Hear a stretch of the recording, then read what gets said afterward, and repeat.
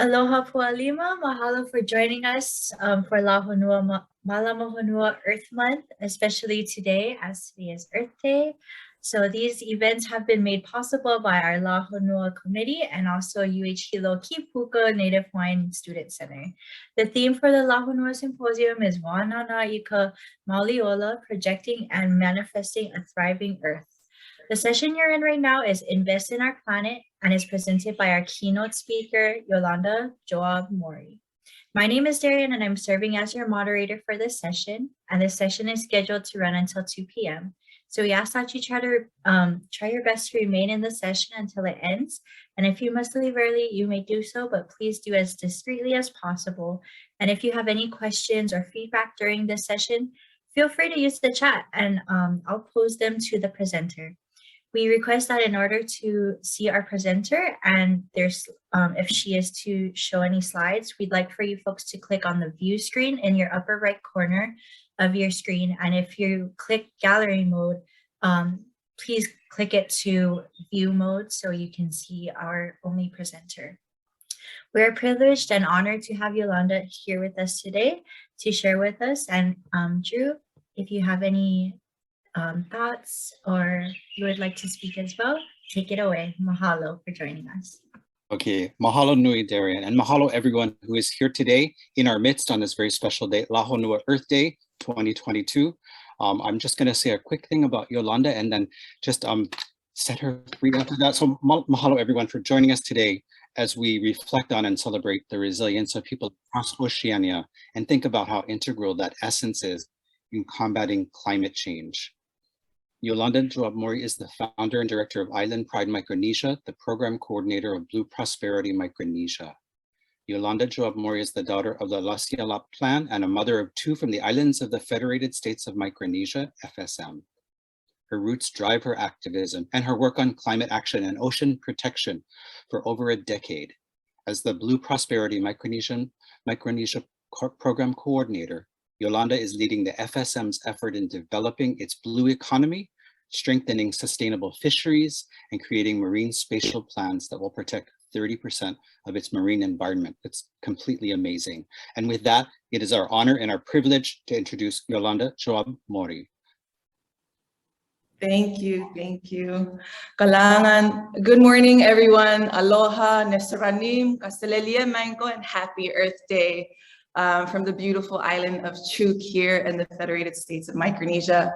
I want to pay my sincere respects to everyone here in this space, as well as the traditional stewards of the lands of Hawaii. And I just want to say thank you to the Hilo team and the organizing team for inviting me to be here and celebrate Earth Day across the ocean with all of you.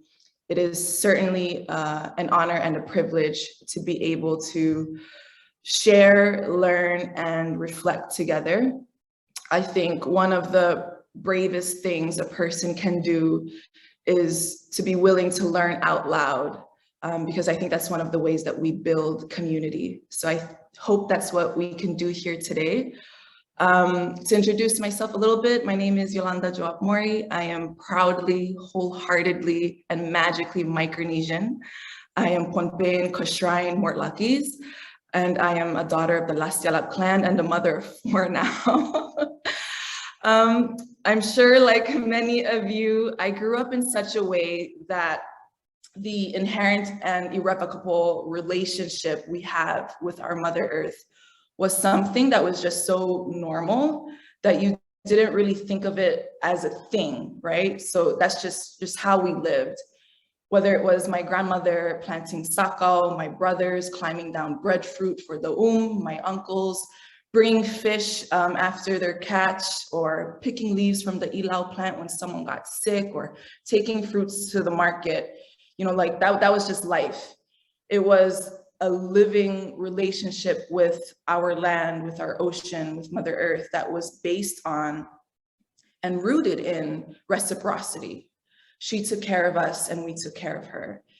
And it wasn't until that I could see for myself and hear for myself that the way our own backyard was starting to change, and therefore our way of life, that I made the connection later on that, wait a minute, this is what climate change looks like. this is what climate change feels like. When your grandmother starts to talk about the seasons are misbehaving, or when your uncles say, you know, the fishing patterns are shifting, or when seawalls start to become a necessity rather than a luxury. And that's when you start to think about this inherent and irrevocable relationship that we have every day with Mother Earth and our land and our ocean is in fact not normal or ordinary at all. In fact, it's extraordinary, and it's sacred, and it's important, and it's beautiful, and it's spiritual, right?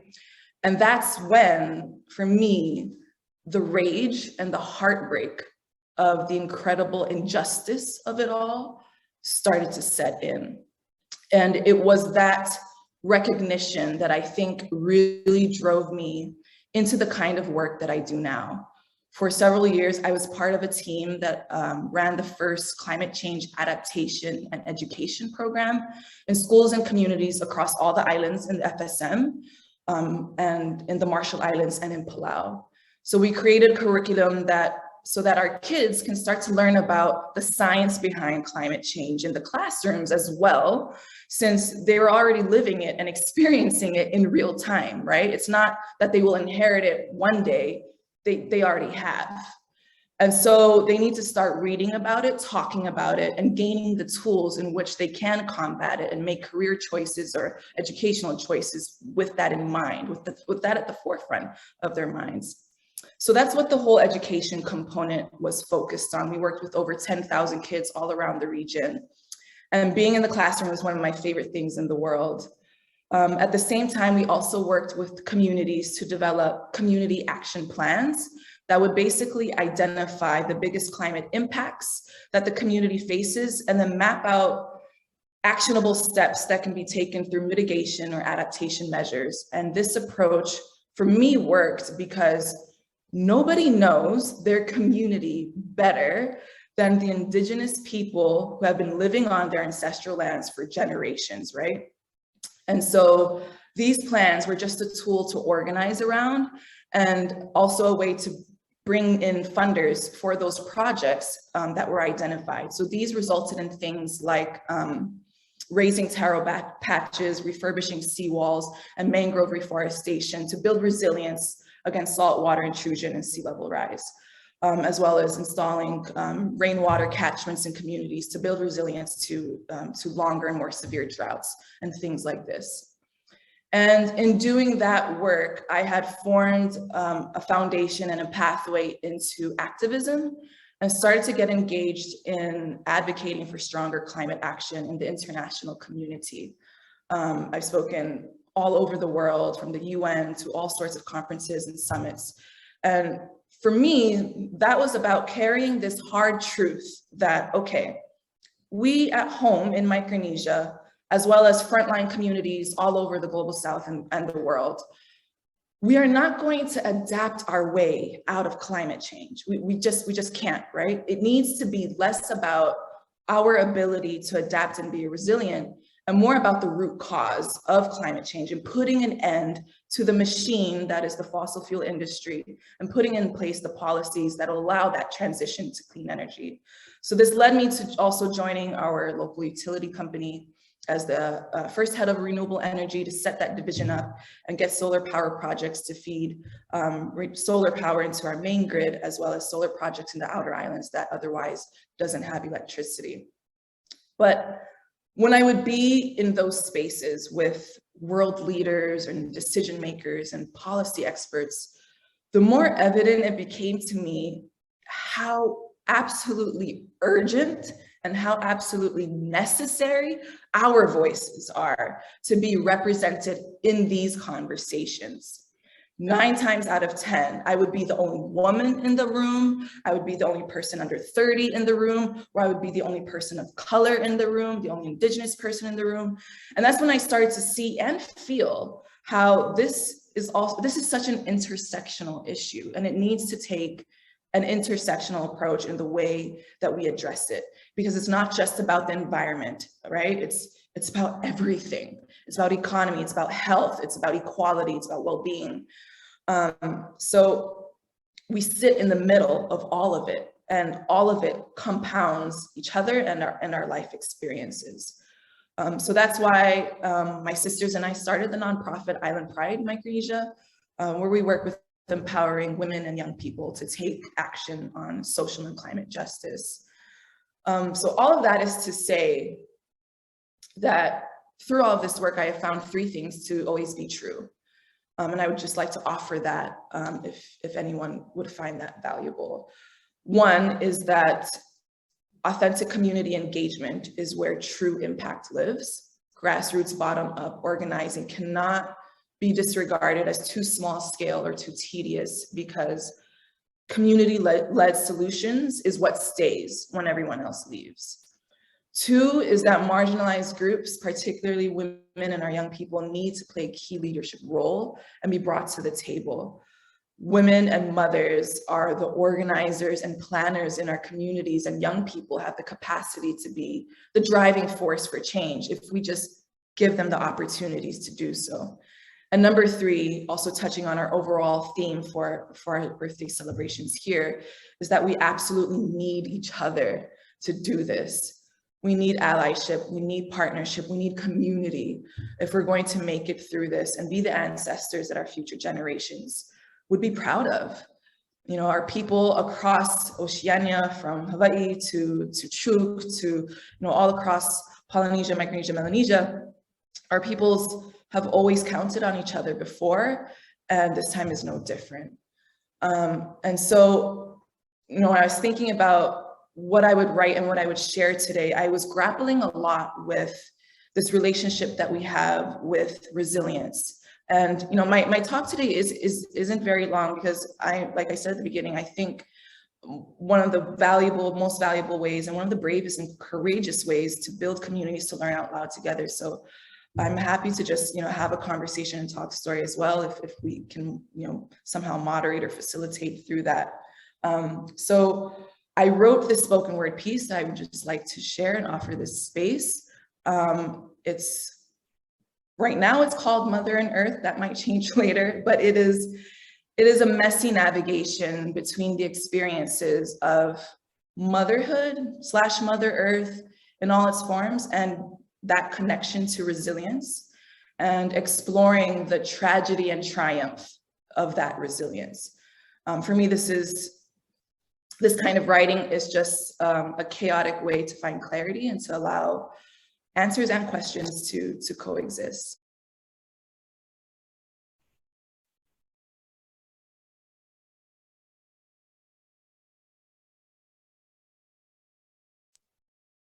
Oh, was I muted? The thing about resilience is that it only exists in relationship with adversity. While we islanders are constantly celebrated and complimented on our perpetual resilience, we then forget about the harmful systems that have caused us to need to be resilient in the first place. Was that a mistake? You see, resilience does not happen in isolation, whether it be a person, a people, a community. There is always something painful on the other side of that resilience: injustice, oppression, disaster, discrimination, disappearance. So what am I deeply concerned in now is, are we doing enough to look on the other side of our resilience? What's behind it? Or is that as far as your convenience and comfort zone will take you? I don't want you to look at me and give me a standing ovation for my resilience. I want you to look at you, stop clapping, and use those hands to hold mine, and together dismantle the very system that allows you to clap while I try to survive. You see, resilience has been the prerequisite for us to simply be alive, because if we weren't, we wouldn't be here. Imagine how we thrive if we could just get out of survival mode long enough to let go of this load we have been carrying. How beautiful we'd be if we could just stop fighting to be here and just be here.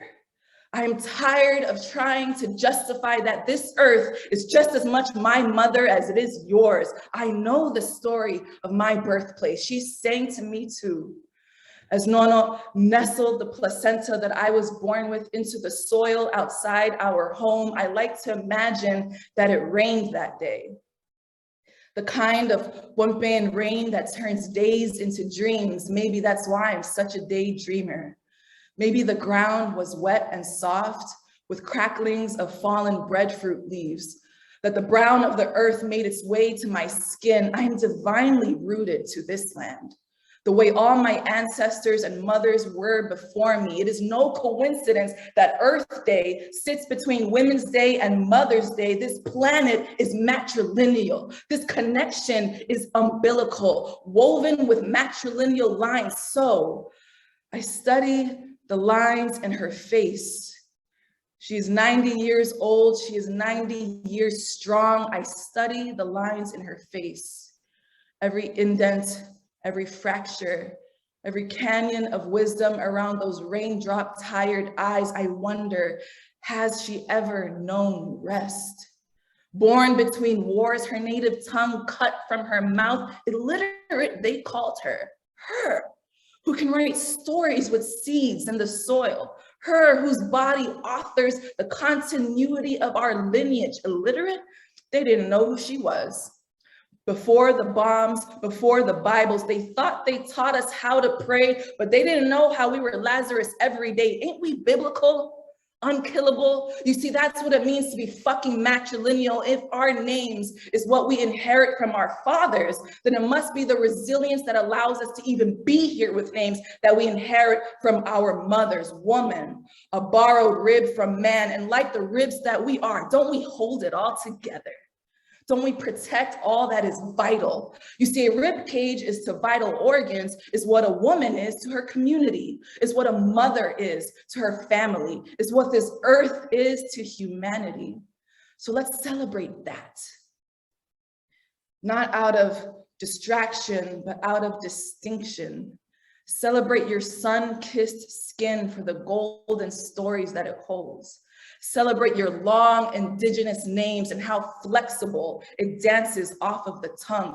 Celebrate your wide open mouth and how liberating your laughter is. Celebrate the ocean in your chest and the fire in your belly, your straight back for how unapologetic it can be, your bowed head for how humble it chooses to be. Celebrate the times that taught you about darkness, and celebrate the times where you smiled in the light, and always, always celebrate that whole world that is your heart. Because you see, resilience is the sound of your heart still beating. Thank you.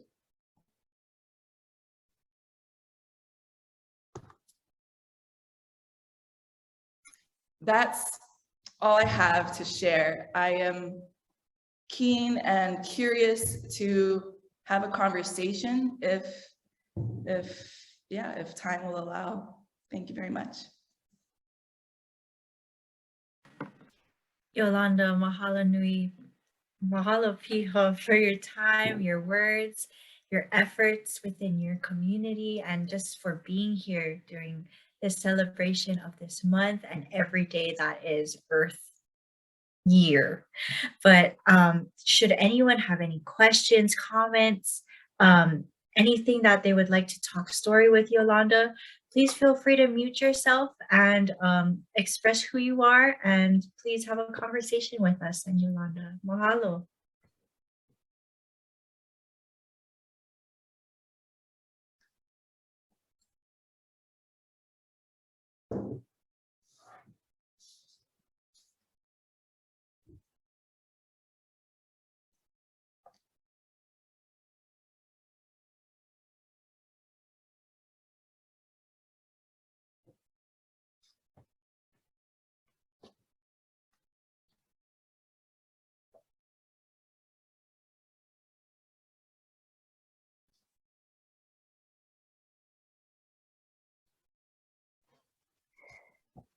Okay, I want to say something. My name is Wintessa Gold, and I am from Dr. Drewski's geography class. But I just want to thank you for that. That was super powerful.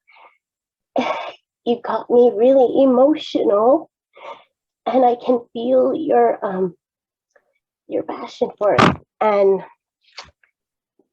Thank you for sharing that. I like that you said resilience is our heartbeat, and we celebrate when we were in the dark, and we celebrate when we smiled in the light. It was beautiful the way that you orchestrated your words and how it really it hit something really deep. So I appreciate you so much. Thank you. Thank you. Kailangan.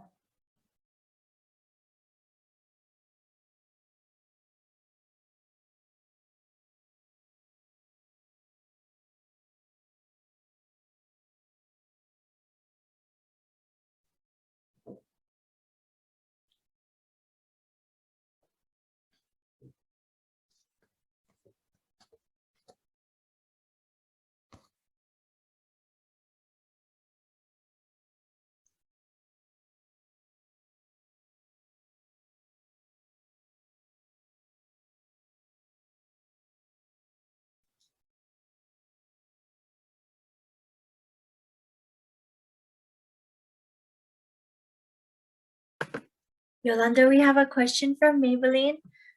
Does your organization work closely with any other Pacific Island nation organizations? That's kasaladme. We haven't really been able to branch out of Chuk. We're still fairly new, been going 5 years now. But yeah, we've mostly been working just here on the ground in Chuk and the nearby islands. But I mean, it's a dream for me to be able to do that full-time one day and maybe, you know, grow and expand.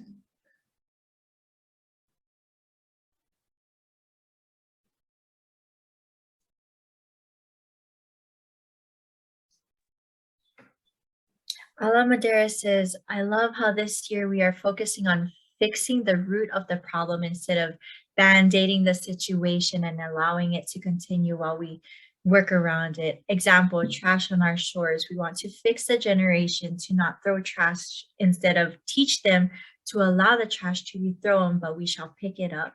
Our Aina is our home. We must take care in order for her to take care of us.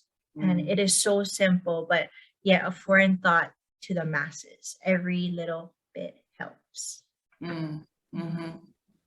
Absolutely. Absolutely. And I think that's one of the things that I also grapple with in my work. And also I was grappling with it when I was trying to figure out what to share today. And then that's when I just decided, you know, let's just put a name on that. And maybe that's the thing. The grappling with this relationship with resilience, right? And I encounter this all the time, you know, and it even plays out and manifests in such practical ways, you know, even with like with the organization, with like funding and with grants, they're like, here's a grant to go be more resilient, go, great, you know, like keep doing that. And it's like, okay, but what are you doing on that side? Because like I said, you know, resilience doesn't happen by itself. There's always something that has made anything, whether it be a person, an animal, you know, an ecosystem, whatever, there's always something that happened that needed to make it be resilient in the first place. And while that's just, you know, also life, this particular issue with climate change, we can do something about the root cause. And I feel like so much of the time we get, you know, constantly praised and complimented on, you know, the resilience that is inherent to us as Pacific Islanders, because we've always had to be. If we weren't, we wouldn't be here. But at the same time, I need for as much of that energy that they give us to also focus on the internally and the systems, the harmful systems in place that have led us to this point in the first place.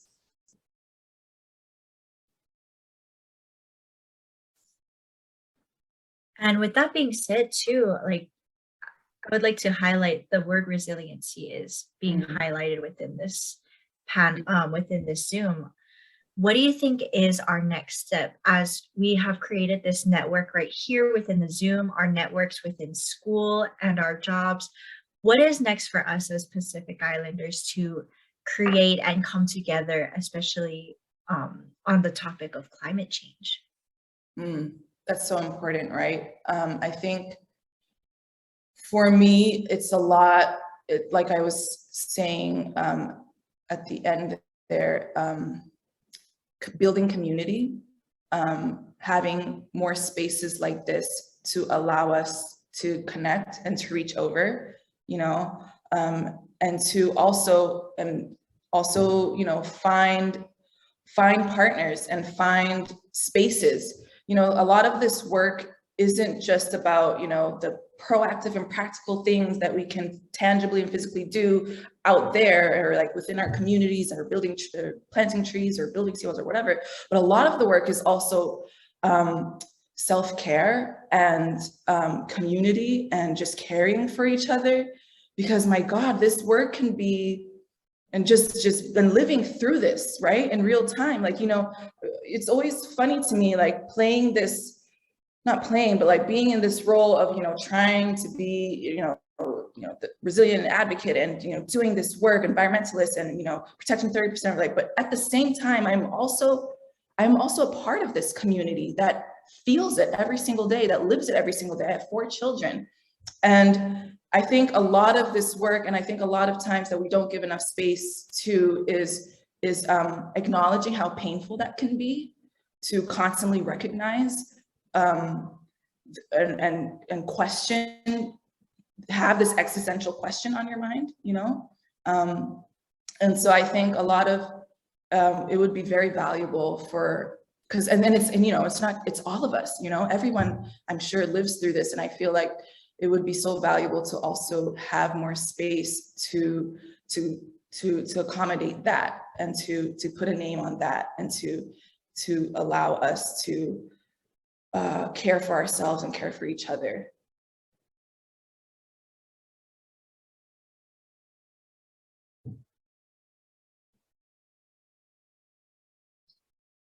Yolanda, I just have something I wanted to ask. If everyone here, I mean, that was just such a powerful thing. I'm still processing all of it, and it is very emotional.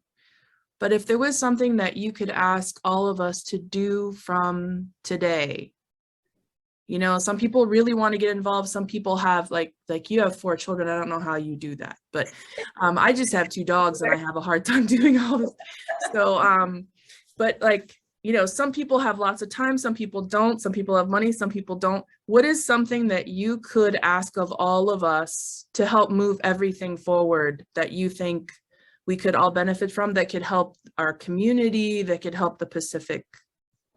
That's such a good question. I think, you know, because of the way that this touches everything, right?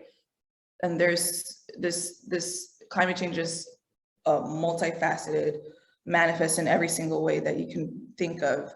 And because of that, I think that also means that we can come at it from so many different ways as well. We could address it from so many standpoints as well.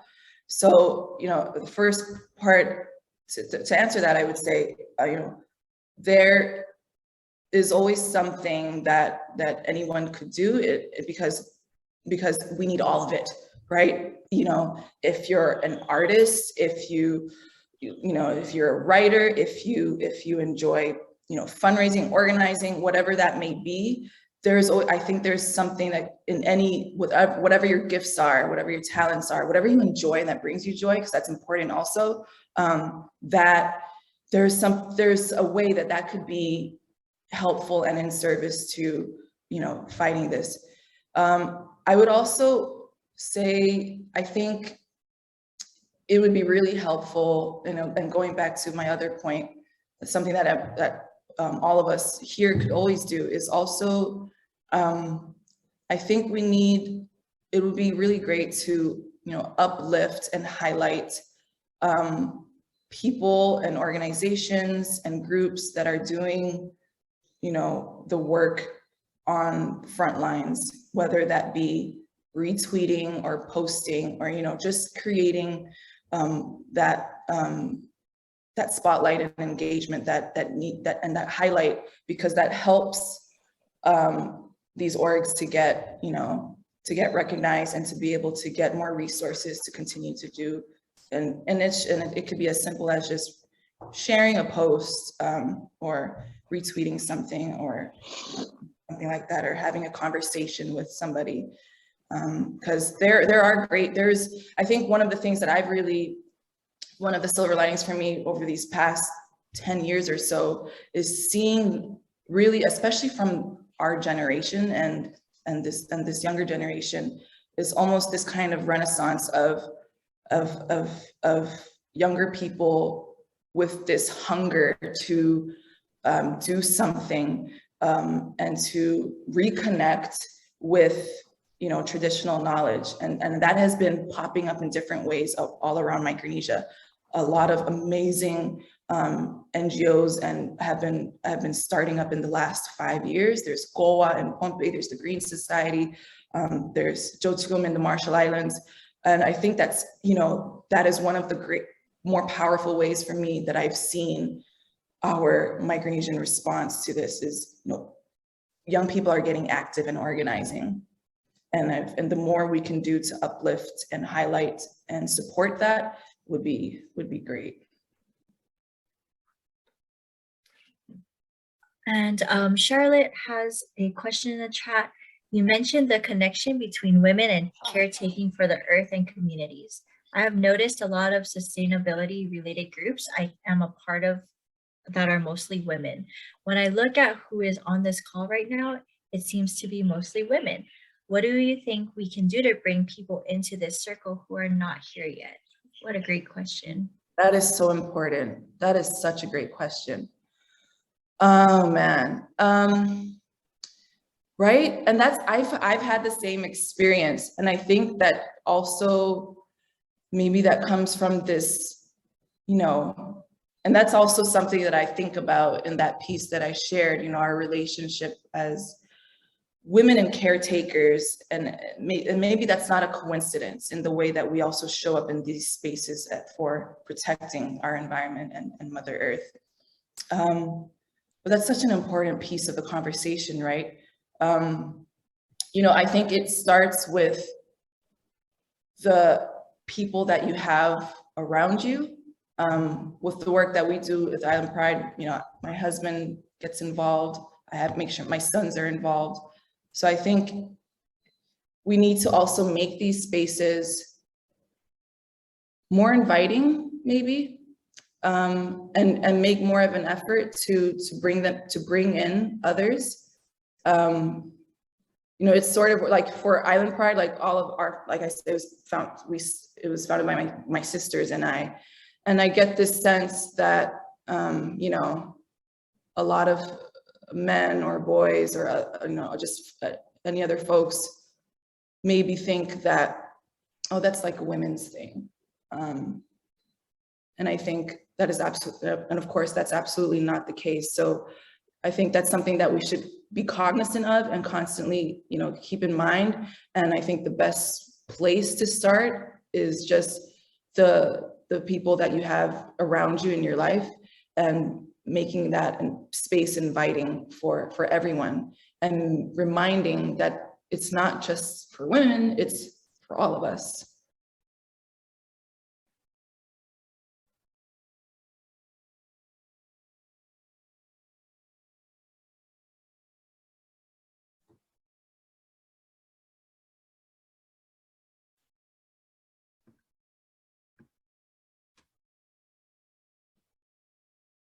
Yolanda, maybe could you share with us some of your biggest roadblocks and how you potentially overcame them? Ooh, where do I start? Or like maybe one or two, not all. Yeah, there's been a lot, and like in all the spheres, I feel like. For starters, the first job that I had where I described that climate change education and adaptation program, that was with, I was working with an international organization. And that was one of the programs that we ran under it. And it's based here in Micronesia. And, you know, what I found was it was led, you know, by all of these international, you know, consultants that were hired and brought in. And something that ended up discouraging me to the point to recognizing that we needed to start Island Pride was, you know, we would pitch ideas for projects, or, you know, we would want to do things a certain way. And we were always pitching it to somebody who was not from here, didn't know the land, the people, the community, the history, and B, would be leaving at the end of their contract in a year or two or what have you. And that was so difficult to work with, and constantly feeling like I need to convince this person who doesn't know what it's like to like really live here. That, hey, let's do it like this, or let's try it that way. And so that was one of the challenges within that context. And that led, our solution to that was like, okay, let's just start our own organization and do it how we want. Another challenge that I face as well is, and this is why I talk about the importance of bringing women and youth to the table in decision-making spaces, is because, like I said, a lot of the time, especially, you know, not even just out there when I, you know, would, you know, go to attend different meetings or conferences, a lot of the times I was the only woman, the only brown person, the only Micronesian person. I found myself 100 times trying to explain where the heck Micronesia was. And, you know, that was always challenging because it added to this feeling of not being seen. And so therefore our struggles weren't being seen. And so I desperately, passionately, and fervently tried to give voice to it, right? So I think that is still one of the challenges. It's, you know, far from being solved, right? That we need to do more to bring marginalized groups, particularly women, into these spaces that have so much to contribute, as well as young people. You know, here in Chuk and in Micronesia, we're a matrilineal society. So we, you know, inherit our clans and our lands from our mothers. And when you think about that, for people who our livelihoods are tied to land and our natural environment, that is so important and so valuable. And within that, you see what a leadership role the mother and the woman plays. And yet we live in this, you know, and we have our history of colonization, and we're living in this structure that was not built by us, but borrowed from, you know, Western government systems. So what we see now is that also models what we see in Western societies as well. We have no women in our legislature, in our Congress, never had a woman governor, never, like nothing. And so I can't help but think that that's a problem, right? Because not only are the women, you know, play such a central role into the way we plan for our land and the way that tradition is carried on, but we're also the ones, you know, in the aftermaths of a disaster, of a typhoon, or we're the ones cleaning up, we're the ones organizing. And what happens when, you know, it's major, women will count on their daughters to stay home from school to help them. And so it's this domino effect. So I think that's another challenge that I still am trying to navigate through. Going off of the same note, you know, here in Micronesia, especially Chuk, you know, women are considered to be, you know, someone my age, you know, you don't speak, you don't stand up, you know, you be quiet, and the men talk and the men make the decisions. And so there's a lot of times where we would, you know, have workshops or have community meetings, And, you know, just me facilitating the drafting of a community action plan would be problematic. And so we would have to, you know, we had to do more to hire more males into our team and to separate. And so I think that's a problem as well. I mean, there's so many, there is so many, but I think the way that I get around it is just by doing it and showing and kind of just proving in real time through the actions that we take with Island Pride that there is another way. And hey, look, it works. The outcomes are positive, you know? And I think that's the way that we constantly and proactively rebel against that.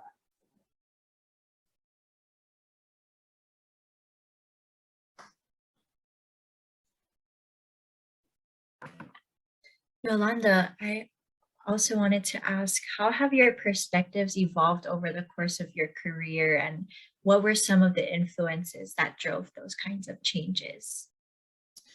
My kids. When I started with the college program, I was 20 years old. And, you know, I didn't have kids at the time, but I had the opportunity. So I think two things that happened that changed my perspective, and both are really good and valuable. And I think added so much richness to my perspective. One was that, so for those who are not familiar with the Federated States of Micronesia, you know, we're over 600 islands with 4 main states, and I was born in Pohnpei. And what usually is the case is that, you know, Pohnpeians just live in Pohnpei, Kashraians just live in Kashrai. And sometimes because the capital is in Pohnpei, like folks from the other states will move to Pohnpei for government jobs. For the most part, you know, people stay in their islands, right? But with the program that we ran, I was able to live and work in all of the islands. So I lived in Kashrai for a year doing that work, in Yap for 3 years doing that work, and Mandurah for a year doing that work, and moved to Chuk and was here for what was supposed to be a year doing this work. And then I met my husband. I've been here ever since. But I think that added to my perspective and my appreciation of my backyard. And I was able to build a relationship and feel home in Kashrai and feel home in Yap and feel home here in Chuk as much as I did in Pohnpei. And I think also living and doing this work in communities all around the islands and as well as the Marshall Islands, gave me the perspective and was allowing me to see, you know, just how much, you know, commonalities there are with the struggles and with the impacts of climate change that all the different communities and islands are facing. So that really, I think, boosted my just love for not just Pohnpei, but for all of Micronesia. And then the second thing was becoming a mother. I think that really shifted something for me because it made it that much more personal. And then it really made it that much more personal because I wasn't, you know, when we talk about, you know, potential warming of 2 degrees and potential, the rise of sea levels by the year 2100, you know, my kids will be around. I'll be gone. But my kids, I did the math before, and like my kids would be like, you know, 80 years old, 90 years old if they get to live that long. Like this isn't some far off thing. And I think that's one of the ways that people get to feel so far removed from it, because 2100 maybe sounds like a really far off and far away thing. It's not. Like that's Tassi's life. That's Kenji's life. Like they will be walking these islands in that year. And so for me, that added so much more, that just put so much more skin in the game for me.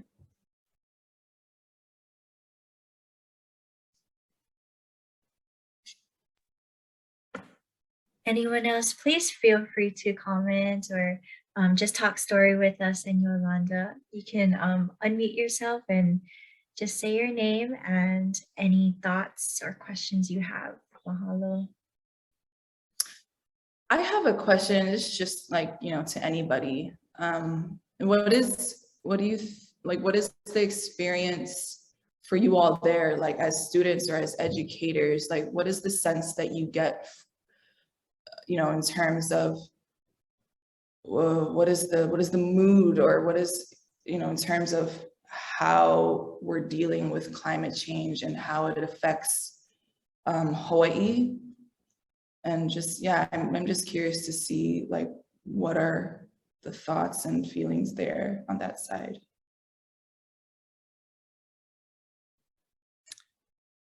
I can say something. I teach a climate change class this semester. And no matter where my students are from, they're scared. They're very scared. Every single one of them has seen something happen to their family, their lands, and they are concerned their future will be dramatically different than now, and they don't know how to deal with the fear, the anxiety, or even where to put it, And that's hard for me, because in trying to lead them, sometimes at 19, it's hard for them to be involved in community organizations when they're not in, like, being on campus isn't the same as being in your home community. And I think that that just unfortunately creates more anxiety for them.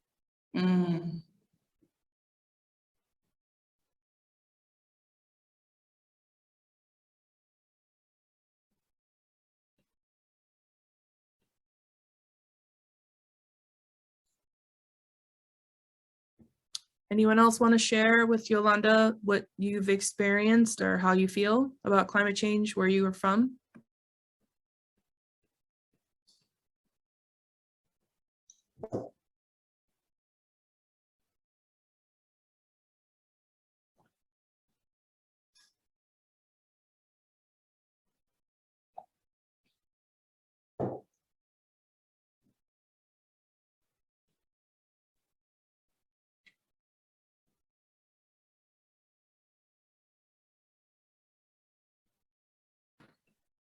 I can share too. I think it's really hard, especially because I'm at an age where I'm young but not old.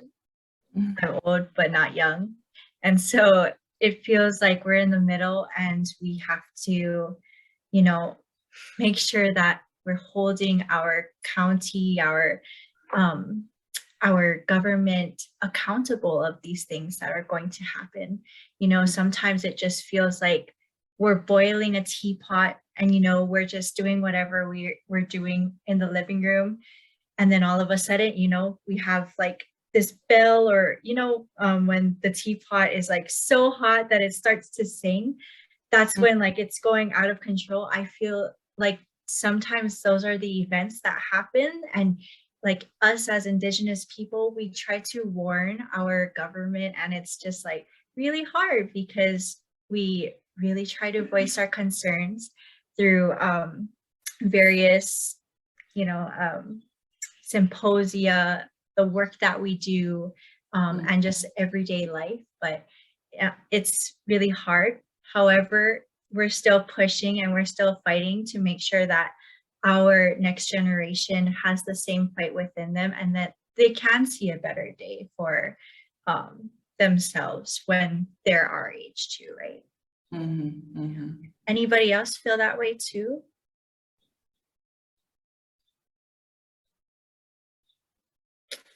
I'm gonna take that as a yes.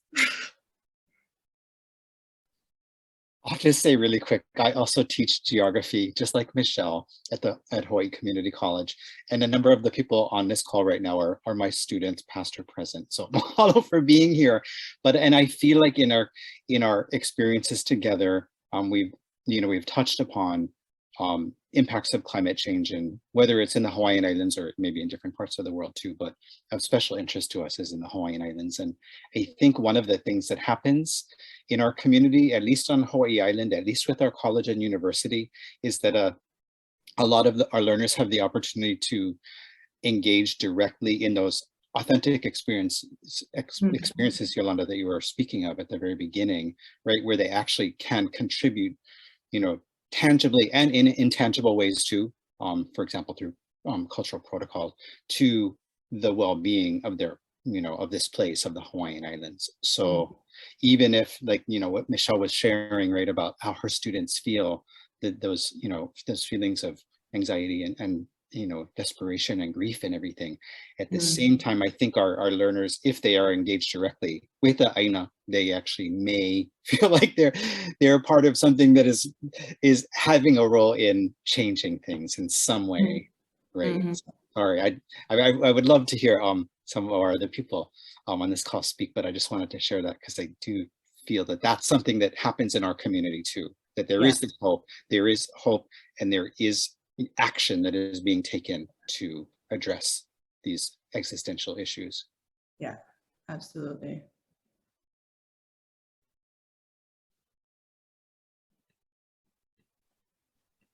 Okay, can I speak again? My name is Wintessa Gold, and I am one of Mr. Drewski's student. And prior to taking his class and even taking my Hawaiian Pico class, I was almost oblivious of the land and how we are affected by it.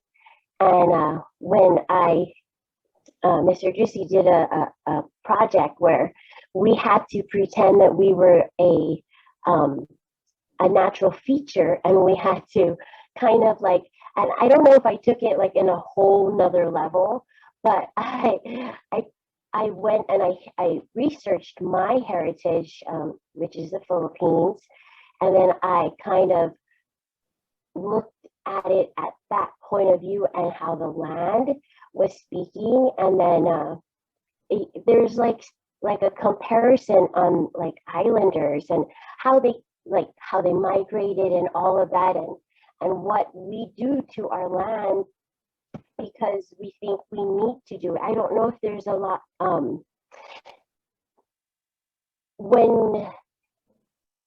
do I say this? You touched on it, Yolanda, when you said you spoke about the Bible, and you said resilience doesn't happen in isolation, and a lot of things. That's one of the things that I kind of like wanted to share is that when you have been not indoctrinated in a certain kind of way, you're reserved from looking at things in so many different perspectives, and taking care of our land that we live on even starts from our ancestry. You know, like when I did this project and I wrote down how it would look like and why, and you see it in so many different angles, you kind of want to like, how do you start having a voice to be able to make that impact in that community?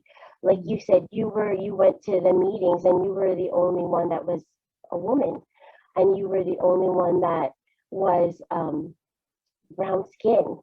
And how do we, I know I am learning that we are able to create what we want. How do we get others to know?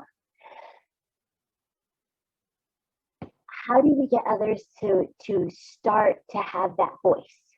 You know, how do we, because when we did that project and I started doing this research about I didn't even know like strawberry guava was killing, like drinking double the amount of water here in our island, because it's not indigenous, it's a native plant, you know, and it was like killing our land. And then when I found out about, like, because in the Philippine Islands, Cebu, like they did so much destruction that the land doesn't even have enough to feed the grass, and grass can't grow, and then so they can't feed the stock. So there's no like milk. There's no live milk. It's everything is boxed, you know, and to not have like that. And then I was thinking also, that was over like what 600 years ago they were overtaken, and like our islands has just been you know, we have just been colonized a little while ago, and like you said, your kids are going to be 80 years old. And then when I think about that, and I'm like, how do we prevent that from happening? How do we the climate here, like you said, it's almost like we need to get out of survival mode, because we, for so long, we're just so busy surviving our day-to-day existence that we forget that we are part of the creation of how our world is.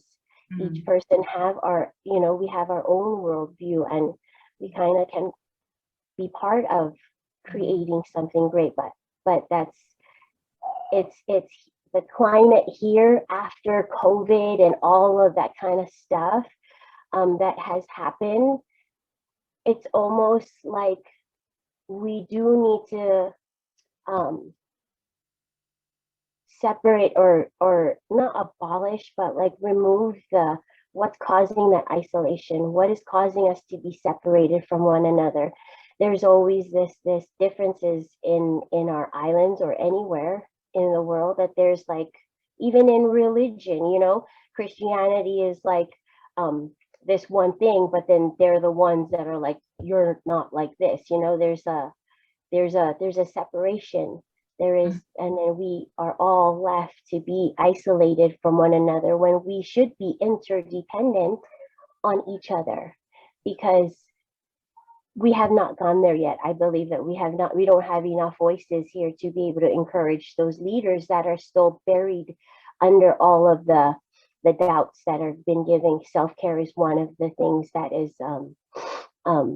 important. And I think a lot of people here in my immediate circle, or even in my community, we're more not intentionally being selfish, but because of survival mode, we only think of self and how we can get out of whatever circumstances that we are in. But if we kind of internalize like self-care, how can we take care of ourselves better in order to make an impact to the community, because we cannot be any good for our community or even our family if inside of us is not even correct, you know, if we don't even know that we have a voice. And so being able to have that voice, I think our climate here would kind of maybe get a little better than where it is, because there's still some kind of isolation, reservation, you know, the aloha spirit is still here, but it's buried because of that the lack of not knowledge, but the just like we do that to ourselves. We separate ourselves because of, for whatever reason. And I think it does have to do with a lot of self, you know, taking ownership on how we kind of created all of that. So sorry, I didn't mean to take up too much time, but no, thank you for sharing that.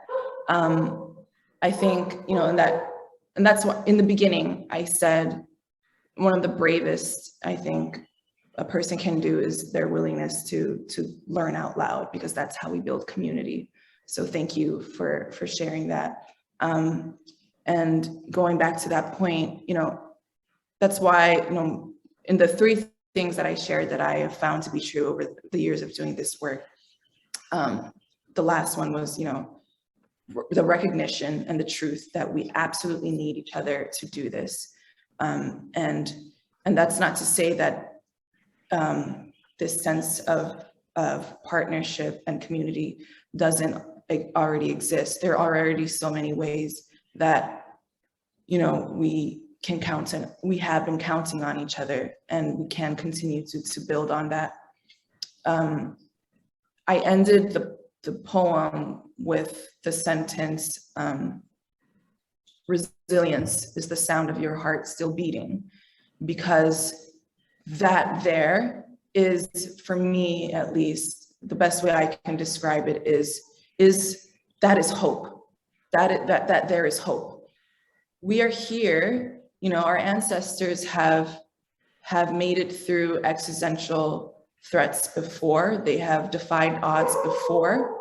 We can do that too, because our hearts, we're still here. Our hearts are still beating. That's the sound of resilience. It's that. And building community, I don't think it's a silver bullet. I don't think it's a one-off event that's gonna just happen overnight. I think it's the slow community building, relationship building that happens in conversations like this.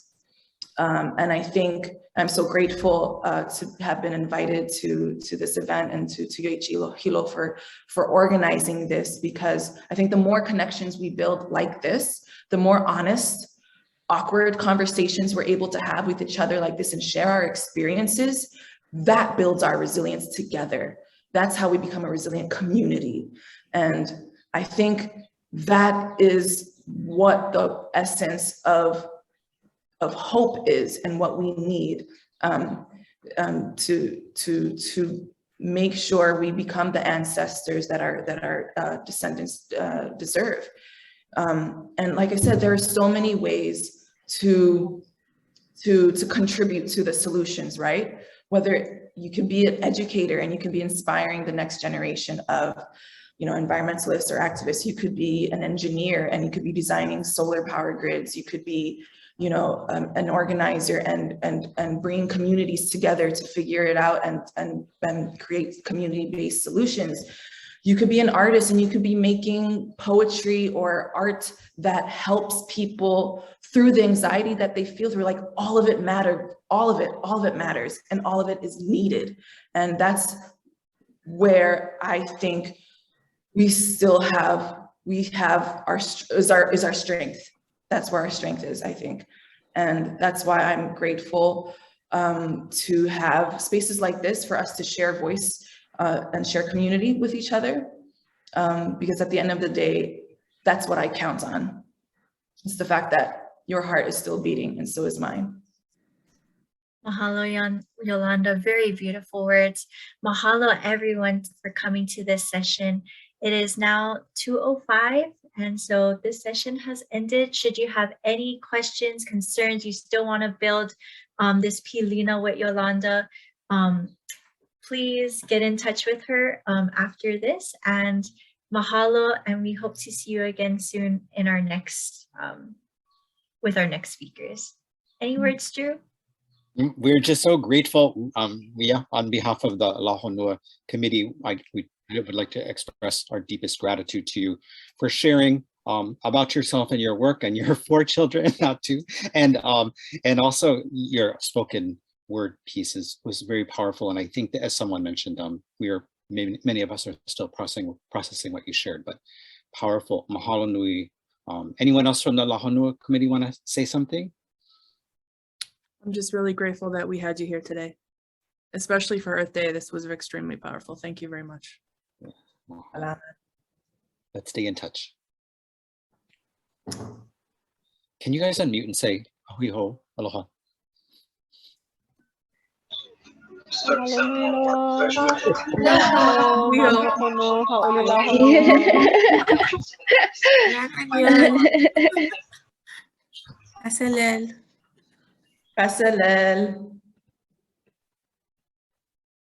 Thanks everyone for being here today. Have a great weekend, everybody. Ahui ho.